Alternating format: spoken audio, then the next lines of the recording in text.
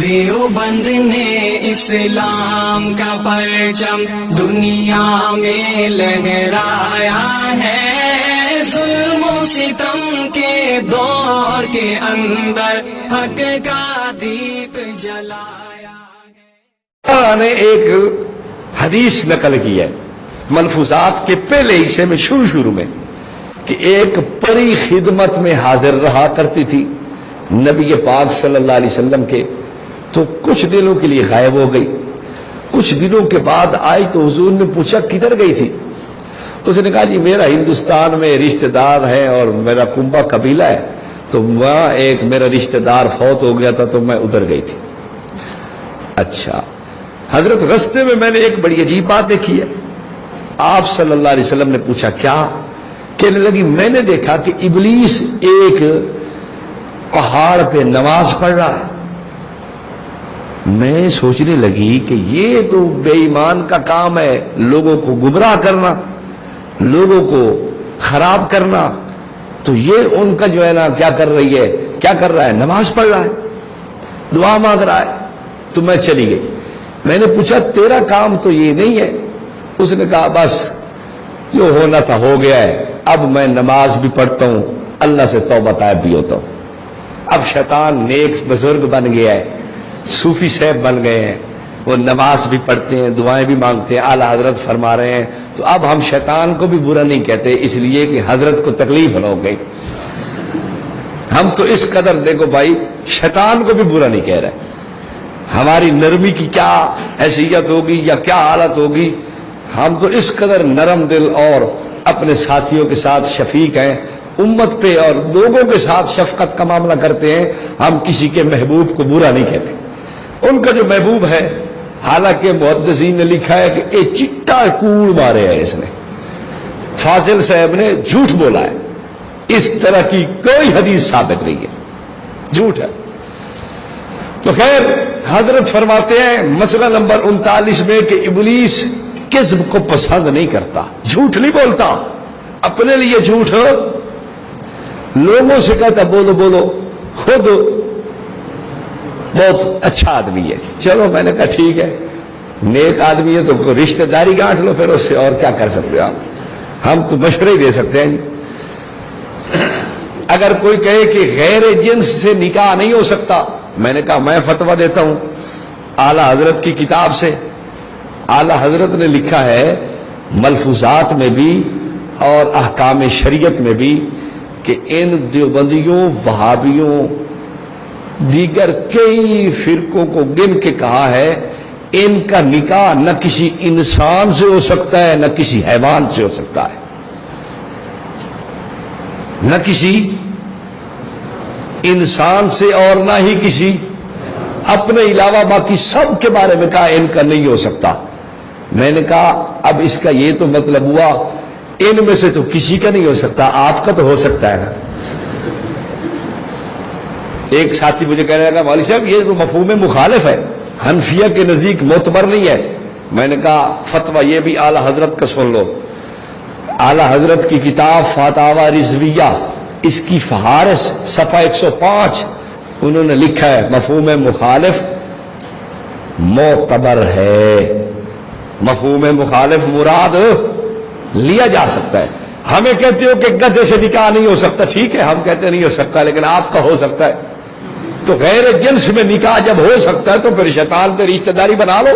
اتنے بھی اس کے فضائل، مناقب، پوری کتابیں انہوں نے لکھی ہیں ابلیس کے فضائل و مناقب پہ، کتابوں میں کافی زیادہ تذکرہ کیا ہے۔ ایک کتاب چھپی ہے ابلیس تا دیوبند، فیض احمد اویسی نے لکھی ہے، اس میں اس نے لکھا ہے ابلیس کے اتنے فضائل کہ بہت اللہ کا محبوب تھا، بڑا پیارا تھا، جنت میں اس کی راج تھا، شاہی تھی۔ اللہ نے فرمایا جنت اس کے بغیر تو سجتی نہیں ہے، لاؤ شیطان کو جنت میں بساؤ۔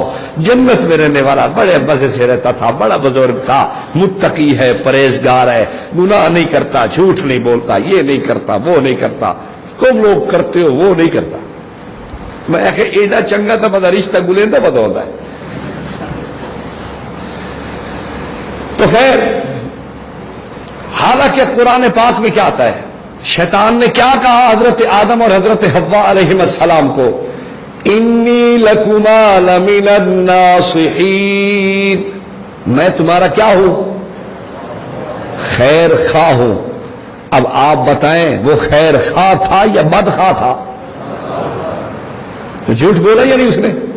قاسمہما، قسمیں اٹھا کے کہنے لگا انی لکما لمن الناصحین، میں تو بڑا خیر خواہ ہوں، میں تو بہت آپ کے لیے مفید ہوں، میرا مشورہ بہت حضرت بہت قابل قبول ہے، میں آپ کی خیر خواہی چاہتا ہوں، آپ ہمیشہ ہمیشہ رہیں گے، یہ دانا آپ کھائیں گندم وغیرہ یہ آپ کھا لیں تو آپ کی زندگی ہمیشہ رہے گی، اس جنت میں آپ ہمیشہ ہمیشہ کے لیے مسکن رہے گا آپ کا، آپ اس کو کھا لیں، میں آپ کے لیے خیر خواہ ہوں۔ یہ اس نے خیر خواہی کی تھی، لیکن حضرت فرماتے نہیں وہ جھوٹ نہیں بولتا ہے، میں نے کہا ٹھیک ہے ٹھیک ہے۔ اس سے بڑا جھوٹ کیا ہوگا یار؟ جو ہمارے باپ ہمارے جد اور حضرت آدم علیہ السلام سے جا کے جھوٹ بولے، اب بھی کوئی کہہ کہ نہیں جھوٹ نہیں بولتا، نہیں بولتا۔ میں نے کہا کمال ہے، آپ کو اتنی یاری دوستی کیوں رکھی آپ نے کہ اس کی صفائیاں دینی پڑ جائے کہ نہیں وہ تو جھوٹ نہیں بولتا۔ دیکھ لیا جھوٹ، چلو وہ نہیں بولتا تو حضرت نے تو پھر بول ہی دیا ہے۔ اور ہمیں یہ کہا کہ وہابیہ ابلیس سے بھی گئے گزرے ہیں، وہابیہ ابلیس سے بھی گئے گزرے ہیں کہ ابلیس تو جھوٹ نہیں بولتا اور یہ جھوٹ بولتے ہیں۔ میں نے کہا چلو آپ کا فتویٰ آپ کے گھر میں ہی کام آ جائے گا کہ جو جھوٹ بولے وہ کون ہوتا ہے؟ ابلیس سے بڑھ کے ہوتا۔ تو حضرت آپ خود ارشاد فرما رہے ہیں جھوٹ، آگے میں کچھ نہیں کہتا۔ حضرت نے ایک بات اور فرمائی ہے، میں یہ ان کے چند جھوٹ اس لیے عرض کر رہا ہوں تاکہ ان کی بات کی حیثیت بھی اہل علم کے نزدیک واضح ہو جائے کہ ایک آدمی ہے جھوٹا جب قرآن و سنت کے نام پہ جھوٹ بولتا ہے تو باقی اشخاص علماء معاصرین ان کے بارے میں کیا کہے گا؟ اس بارے میں تو کوئی ڈھکی چھپی بات نہیں ہے۔ جو قرآن کو معاف نہیں کر رہا، احادیث طیبات کو معاف نہیں کر رہا، اور جو بڑے بڑے اکابر اسلاف کی کتب پہ جھوٹ بول جائے تو پھر علماء وقت کے معاصرین اکابرین ان کے بارے میں تو معمولی بات ہے۔ بڑوں بڑوں کو جب چھوڑا نہ جائے تو پھر اس وقت کے لوگ تو پھر معمولی چیز ہیں، ان کی تو حیثیت ہی تھوڑی ہے اکابرین کے سامنے، ان کو کیسے معاف کیا جائے گا؟ اور دیکھیں حضرت کے ملفوظات میں لکھا ہوا ہے، حصہ نمبر اس کا ہے 4 صفحہ 419۔ حضرت فرماتے ہیں اللہ نے غزوہ احزاب میں شمالی ہوا، مشرق مغرب شمال جنوب، شمال سے جو اٹھتی ہے نا ہوا، اللہ نے شمالی ہوا سے کہا جاؤ میرے نبی کی مدد کرو غزوہ احزاب میں اور کافروں کے پاؤں اکھیڑ دو۔ تو ہوا نے آگے جواب دیا الحلائل لا یخرجن باللیل، بیویاں رات کو باہر نہیں نکلتی، پردے والی بارات کو باہر تو میں تو نہیں جاؤں گی۔ تو حال حضرت فرماتے ہیں کہ اللہ نے اس ہوا کو باج کر دیا، اس ہوا سے کبھی بھی پھر جو ہے نا وہ نفع خیر وہ کبھی نہیں ہوا۔ حالانکہ دنیا کی کسی کتاب میں، اب یہ واقعہ تو کسی حدیث میں ہونا چاہیے نا، غزوہ احزاب میں اللہ نے مدد کرنے کے لیے کسی تفسیر میں ہو،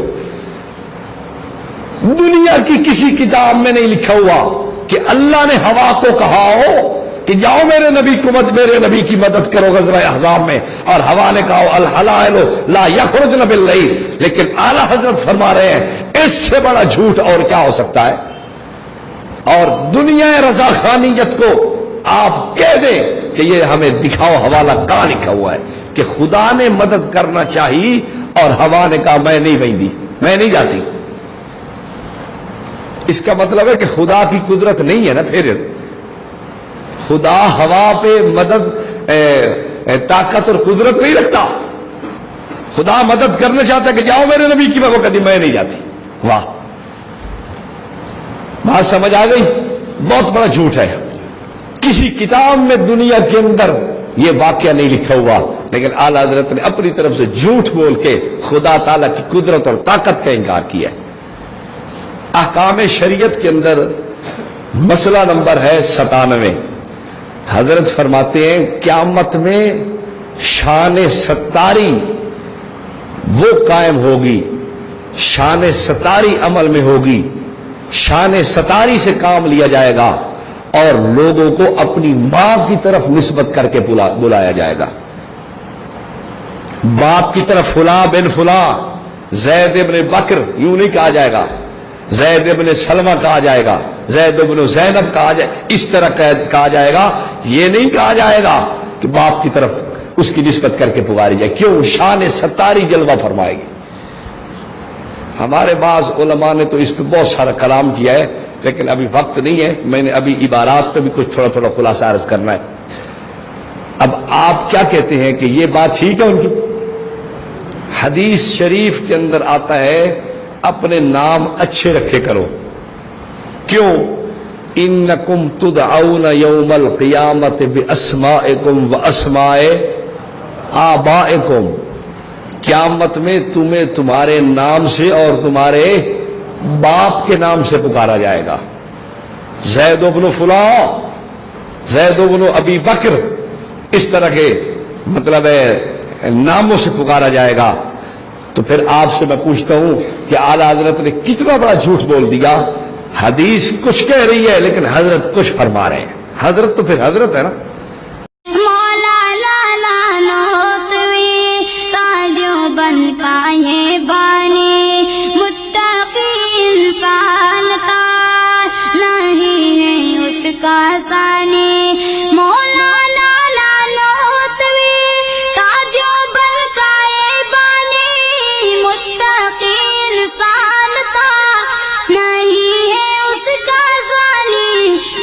میں نے مانا